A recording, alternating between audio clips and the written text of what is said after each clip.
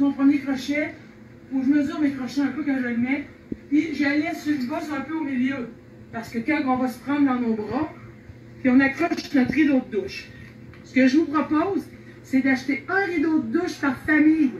Comme ça, vous respectez la bulle. Puis je vous propose de soit vous mettre de toute façon, vous allez les laver. Ça se lave dans la laveuse, des rideaux de douche, hein, vous le savez. Fait que là, dans le fond, Pâques arrive, vous avez 4 enfants, vous achetez 4 rideaux de douche et un kit de crochet. Et en plus, il y en a tellement, il y en a 12 dedans, fait qu'il m'en reste encore si jamais j'en avais qui allaient pas bien. Un coup que l'installation est faite, vos enfants arrivent, vous ouvrez la porte d'entrée. Là, Nathalie va servir de petit enfant pour aujourd'hui. Fait que je colle, je mets mon rideau, puis je dis à mes enfants, ça sera pas long. Je veux des câlins de tout le monde aujourd'hui. Fait que là, dans le fond, je l'installe, je prends les côtés de... Je vais commencer. On prend chacun de notre côté, on est protégé, la polycule, elle va jusqu'au bord. Et là, je viens faire un câlin à Nathalie. On les serre et après ça, on peut se replacer. Puis s'ils se démangent, on le rattache après. L'objectif, c'est pas de scraper votre maison. L'objectif, c'est d'avoir de la sécurité. Vous êtes dans le plastique. Puis quand toute la famille est passée, il arrive un autre enfant, vous enlevez votre polythène, vous la tassez de côté pour la laver. Un peu, là, petit prix. Puis après ça, vous en ressortez une autre. Puis là, vous dites au prochain enfant, attends un peu. Et puis là, vous allez... Ça se peut que vous ayez besoin de votre petit banc.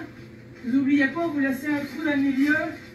Puis là, vous allez accrocher vos crochets, surtout dans les bouts.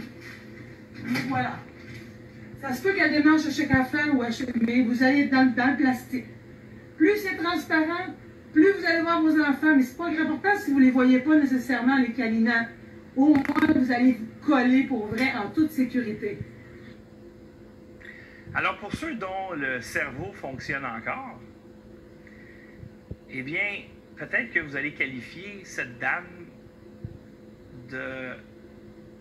d'une contributrice à la spirale de l'imbécilité.